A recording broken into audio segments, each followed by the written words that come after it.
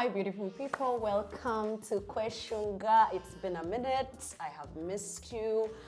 For those of you who are here for the very first time, Questionga is our space to be inspired, to play, and to live. We've been cooking so many beautiful things for you, and today we're talking about saucepans leaking. Yes, you heard me right. The saucepans are leaking. If you watched the previous episode, you probably know why I'm talking about saucepans leaking. If you haven't, first pause this one and then go and watch and find out why saucepans are leaking. But there are so many things that happen in our lives, and there's so many things that happen in the spaces that we are living in. And so I thought that we should talk about one of the most important relationships that we have in our lives, and that's our relationship with our mothers. Yes, I know that some of you just jumped in your chairs out there just thinking about your relationship with your mother, because for some of you it's good and rosy and beautiful and nice and sensational and what. Then for some of you it is like, what the yeah, like, do not even bring that topic up. So it's going to be a beautiful journey discussing everything mothers, everything daughters, and how we navigate that kind of relationship. And for our first guest, we have the beautiful Blessing, my friend from not so long ago, but we feel like we've known each other forever.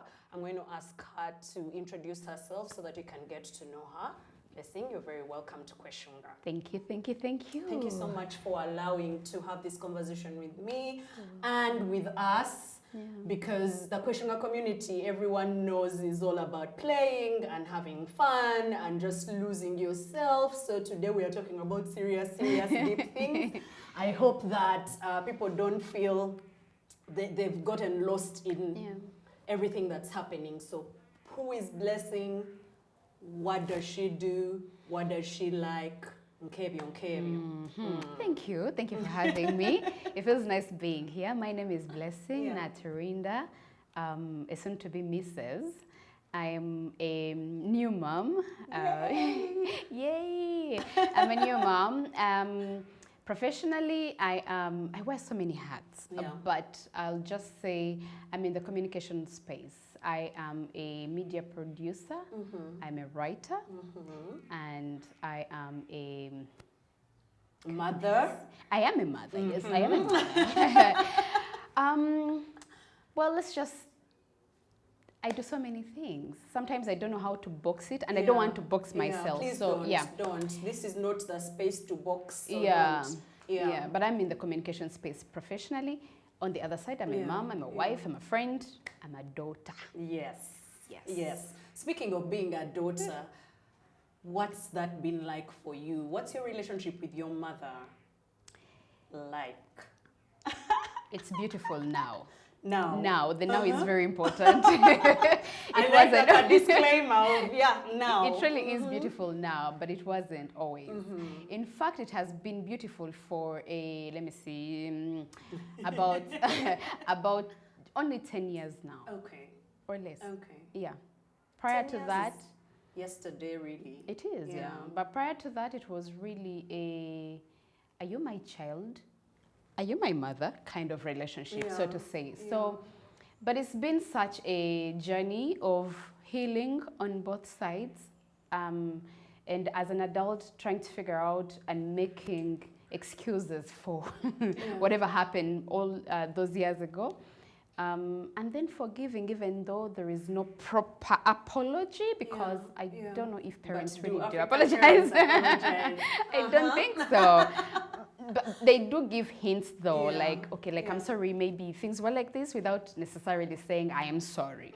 So as an adult, you kind of get to a place where you can read between the lines and know that this is a person who is actually trying to put in effort to mend the relationship. And then, so it's beautiful now. So you mentioned something about am I your daughter? Are you my mom? I remember growing up, my sister and I would have this, because we used to share a room, and we would sit and talk about if our mom was really our mom, or like maybe she's a stepmom, and they just tied her on us, like, because there's no way our mother can be this tough, can be this angry, can be this, and of course it evolves with time, but do you mind taking us back to that time? What was going on? What was that like? I don't mind taking you back. Let's just say, okay, so I come from a family of 2 boys and 4 girls. And yes, as girls, we actually would share the same space as well. And I'm the biggest of the girls. Yeah. Are you the firstborn? No, I'm the second born, but I'm the biggest girl. Okay. And it's almost like so much was expected of me that at one point it felt like my mother forgot that I was a child myself. Yeah. And I feel like she didn't extend, I'm already getting emotional because now I'm playing back. It's almost like she didn't extend as much grace to me as she did to the rest of the siblings. Yes. Yeah. And so for me, there was a little bit of unfairness there, which when I grew into a teenager, and I know, of course, people will be like, oh, that's so cliche, they're going to bring the whole teenage had. But it's true because now you feel like you're starting to grow into your own individual. And you're also noticing the unfairness. And so you're like, never I have like friends at school, you know, maybe after all, they're my parents and that's it. Yeah, they provide for me and that's it. Yeah. But like we're not going to sit around and have conversations. But also I come from a family where every night after supper, we took turns at like praying and then like sharing from the Bible. Yeah. And my dad would use this time to, you know, make us reflect on whatever. What has happened. Yes, on what has happened. And I remember one day my mom had a fight. She proposed something, and because I was like over her, I said, I would rather ask my dad. Yeah. And she goes, oh, so like my thoughts here don't count. Yeah. I'm like, not really. Not to me, not now. Yeah. I would rather ask my dad. Yeah. And so that like was a big clash because she must have reported me. Otherwise, how did my dad get to know? Yeah. And so one of those random nights after supper, so my dad goes. So there are 2 people in this house who are not talking to each other. Care to share? And I was just like, I don't know, I don't feel loved. Yeah. Like I just said it, like so openly, like I don't feel loved. I feel like sometimes I have to question whether this is my mom really. And so my mom, you know, said whatever she said. She's like, I love you, but the world is so tough. And so I have to be as tough to show you that, you know, you have to survive in the world. And I'm like, I get it, but I just don't feel loved. I don't feel it. And I feel like when I make a small mistake like this and my siblings make something like this huge, we don't get the same treatment in terms of discipline. And so my dad was like, you're going to have to apologize to each other, but we all know who apologized. I did. But that didn't really resolve things. No, not really. I think our relationship just started getting a little better when I was wrapping up uni. And I wrapped up uni in 2016. You're so young. Anyway, some of us wrapped up uni when. But wait a minute. In between there are years that I was meant to graduate with a class of 2013. So 2013, but I graduated in 2016. Ask me where I was and what happened. No, don't ask. We shall get into that. I'm curious because you said, I know that the people that are watching us are saying, oh my God, that's me. That's my story. And I know that so often we feel unloved by our mothers because they are So as I've grown older, I've understood that our mothers didn't know what they were doing. And they were too proud to admit that they didn't know what they were doing. And in not admitting that they don't know, they passed on certain aggressions towards us, especially if you're a firstborn. I'm a firstborn daughter, so I know that, oh my God. You're being a deputy parent, but in being a deputy parent, you also don't know what you're doing. Your mother doesn't know what she's doing, passing on this burden and all these expectations onto you, and naturally you begin to clash, you begin to miscommunicate or not communicate at all. and it takes a toll on you as a human being. It takes a toll on you as a sibling, because then you begin to feel like, are these people treated different from me? Yeah. I keep telling my mom there's favoritism at home. Like, we all know you love your sons more than you love us. Like, we know that. Let's not even debate it. And they always deny and say, no, I love all my children the same. So as a new mother now, when you look at your kabani and carry her and hold her, are there things you feel you could be a little more gracious on your mother, understanding that you're learning these things? You probably are going through the cycle she was going through. What graces would you extend to her? Wow. First of all, I know for a fact that, well, my mother raised us telling us that life was harder for the girl child, generally. It's very true. And I think it is true. It is true, yes. And sometimes as I look at my daughter now, I just keep saying, oh my God, a little part of me is terrified to raise a daughter in this world. It's a cruel, cruel world. But it also has really great people, you know. So we can't just say that the world is bad. No, it's true, but it's also not.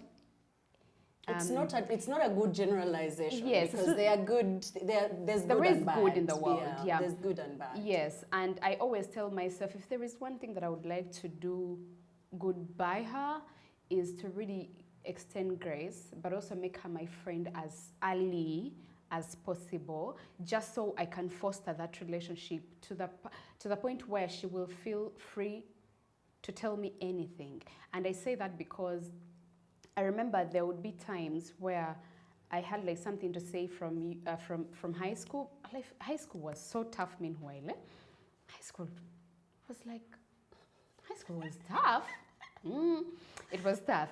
So there would be certain things that I come home and I want to tell my mom, and sometimes I would say, and she would be like, "Hey," and then she like doesn't believe why it happened.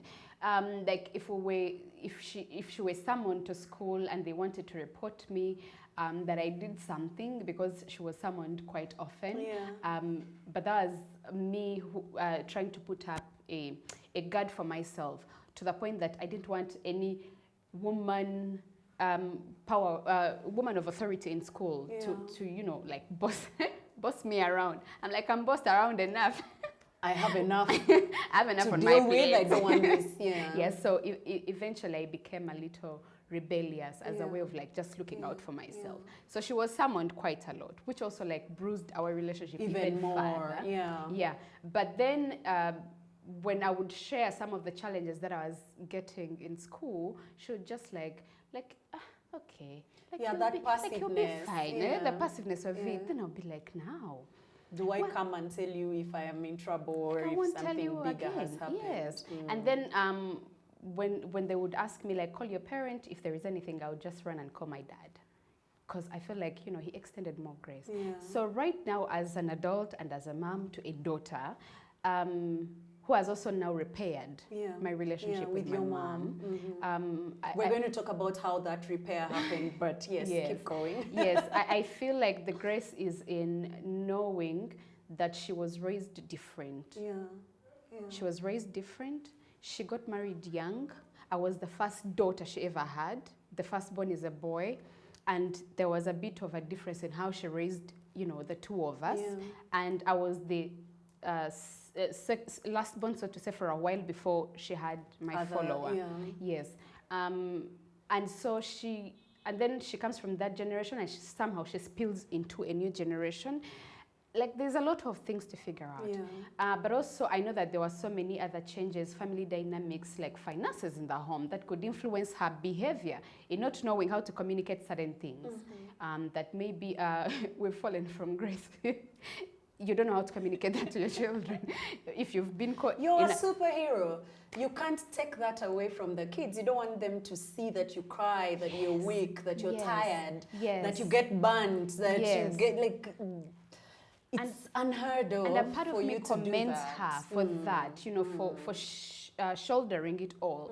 But what that did sometimes was the frustration then spilled onto us, onto me. Let me really speak for myself. Spilled onto me as the big girl.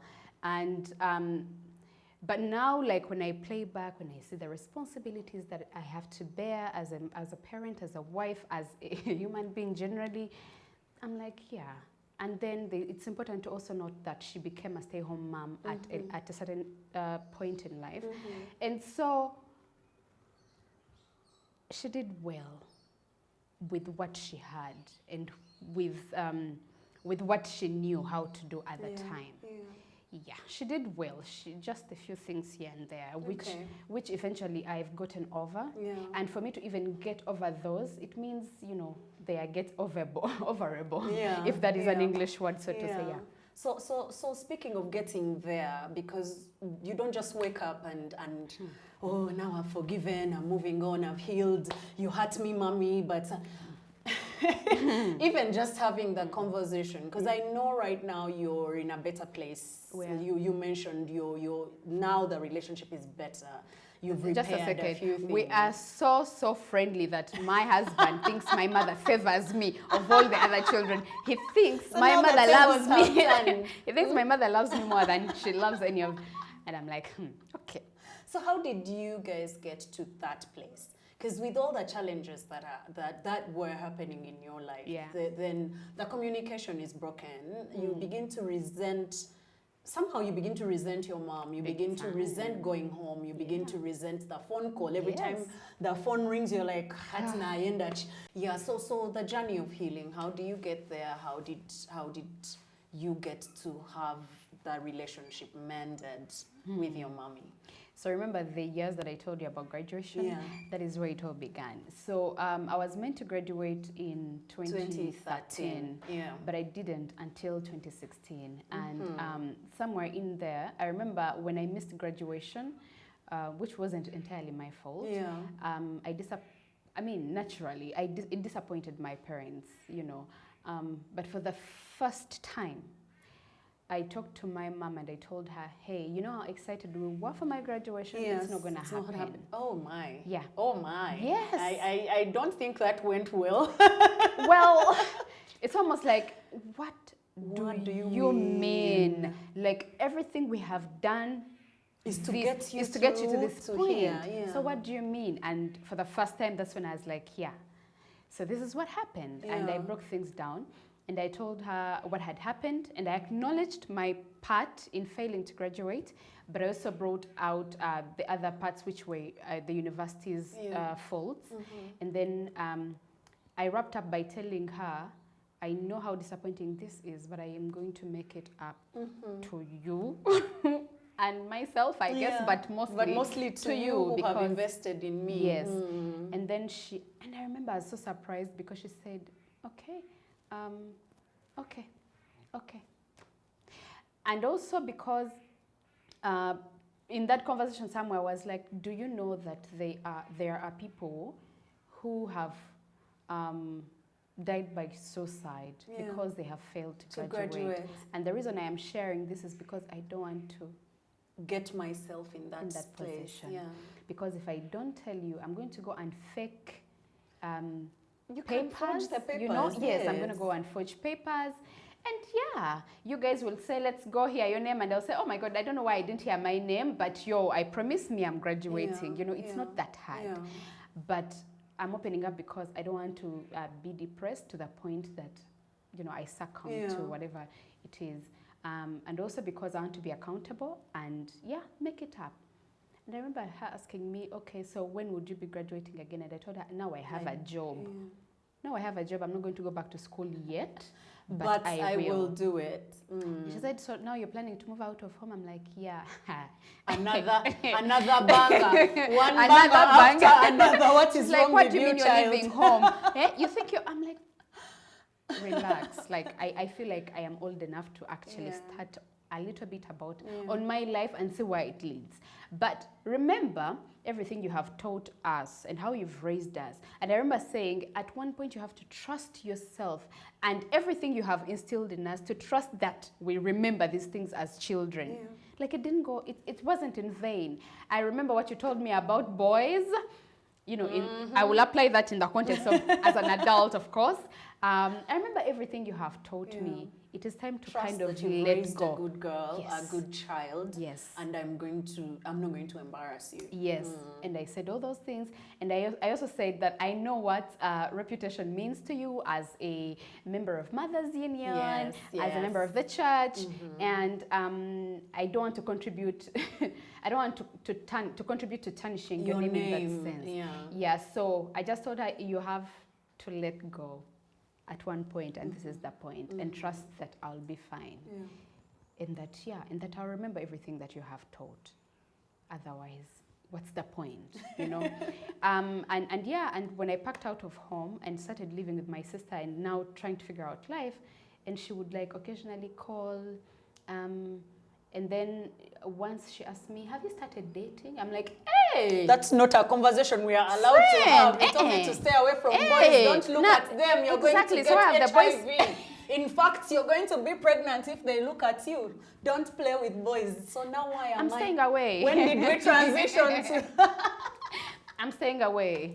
But also in the sense that, Mommy, I know we are talking, but we're not talking like that. But we've not yet gotten there. Yeah, you have to earn that. If I'm going to let you in like that, because that is the most intimate part of it all, you gotta earn it. And she did, but she didn't talk to me directly. She talked to my siblings again. She's like, I know that my relationship with Blessing hasn't always been the best, and I don't know how to approach her at this point in her life. But is she okay? Is she dating? And also, if you can talk to her about it, let her know so she can, talk to me. That was her message through my sister. My sister Sharon. And Sharon once came and told me, by the way, I think you should talk to Mommy. I'm like, why would I do that?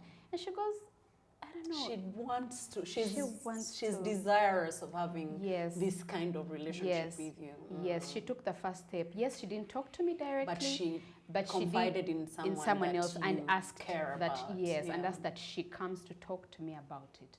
And I was like, okay, that's a good step. I'll take that.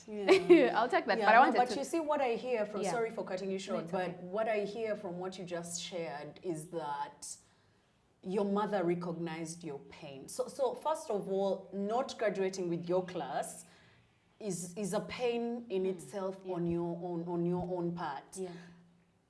Disappointing your parents is another burden you're carrying, and going to her, making the first step to go to her and be vulnerable about all the things that you mentioned, sort of opened a portal, if I'm to use the word, where she recognized your pain, understood your vulnerability, and somehow said, okay, this is my opportunity to be there for this child.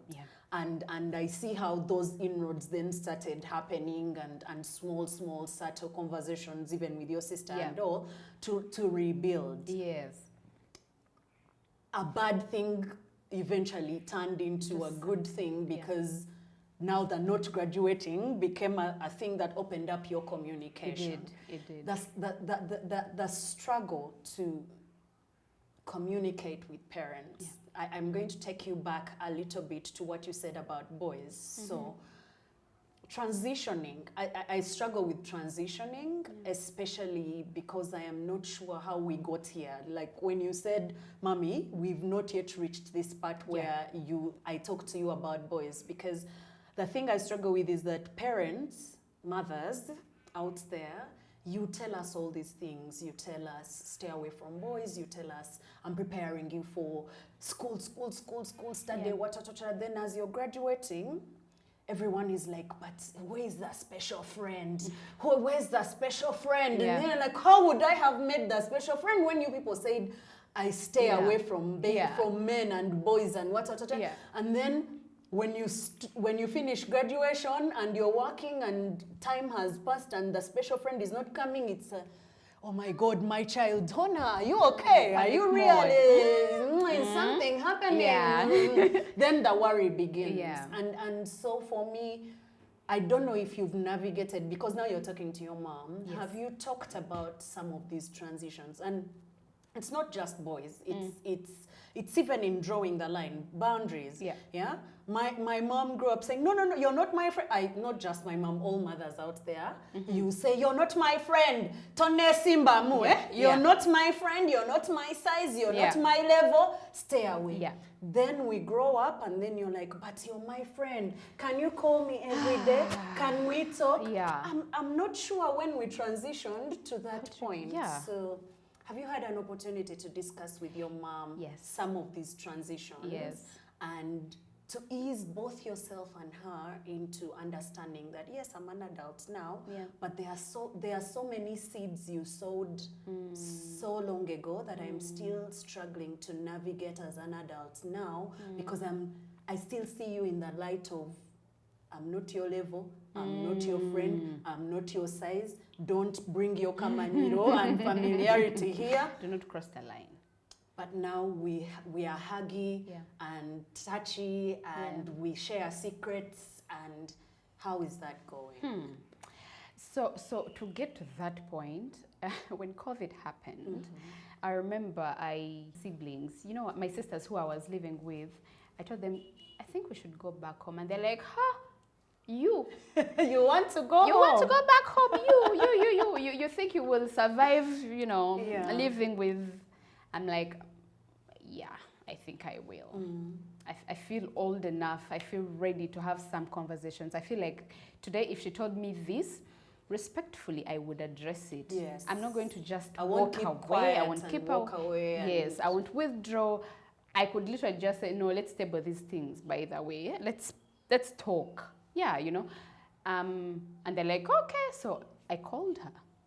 I tell her, by that, I was thinking we should come back home. She's like, you. I'm like, yes, please. She's like, I'll be happy to have my children back. And so when we went back and we were having that conversation, I was like, by the way, we are back, but there are certain things, Mommy, there are things we need to do different. Yeah. You know, I'm not the child anymore. I'm an adult. I work. Some days I'll want to leave the house. Yeah. And then she goes, yeah, but my house, I'm like, yeah, I respect that. Yeah. It is your house, it is your rules. But we have to talk about the rules can be adjusted now a little bit, older, yes, and more responsible. But also, Penny, on my part as the child, I've had to really be responsible and show my parents that I'm responsible enough for them to trust that I am okay. Very key. For them to know that that they don't have to worry about me. I can tell you for a fact now, besides my mother worrying that, oh, this is a child, my child I worry about, no, she's not worried that something terrible is going to happen to me. So I had to work on my part in showing them that I was responsible enough and that I was accountable, that if I did something wrong, I was accountable. And I want to... That is something that I would like to implore other people to consider, because while you are there, you know, pointing fingers at your parents, what about you? Like, have you put them in a position where they're comfortable enough now to know that, finally, you know. And so for me, that happened in so many different ways, very subtle sometimes, very subtle. But like sometimes showing up for them. Yes. In like little ways as parents, just showing up for them, and you would see like them lighting up, so happy, just saying, oh, this weekend I'm gonna go home, out of responsibility as a child who also knows that our parents, we are blessed to have them now, but also they're not really young, and they're not going to grow younger. And so to know that the problem is we think we have time. That thing stinks so much. So to know like that... I have a lifetime like to I go. have a lifetime? No. Unfortunately, no. So to even go home and say, by the way, Mommy, I'm coming back. I'm coming around this weekend. And then I come and throw my phone away and just sit and talk. And we talk and she asks me, how are you? Are you now dating? To the point where finally when I met my husband, I told her, I need to tell you something. I met someone. She's like, tell me. And then I spilled it all. And so, yeah, on our part... But do you see how marriage makes me happy? I was like, I'm like your mom there. You were too happy to hear that part. Yeah. Yes, so I want us to talk about something very, very small before we wrap up, because I am also very cognizant of the fact that this conversation is too broad for us to finish in one sitting. Relationships are two-way. You said that, and I want you to re-emphasize that, because sometimes we think that our mothers have failed. They are the bad ones. They are the ones who don't want to work things out. They are the ones who are, it's them, right? It's my mother, me, I gave up on the relationship. That's it, that's it. But you said you checked yourself. I did. You checked yourself and you said, I'll do something about this, and you went out and did something. Yes, I did.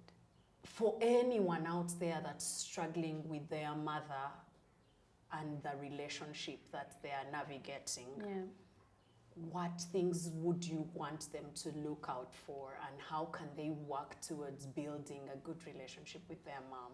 I know that some of these lessons you've learned as a new mom now, but some of them have come as you go along and as you re-examine yourself and sit with yourself, as you avail yourself, as you do so many things and introspect.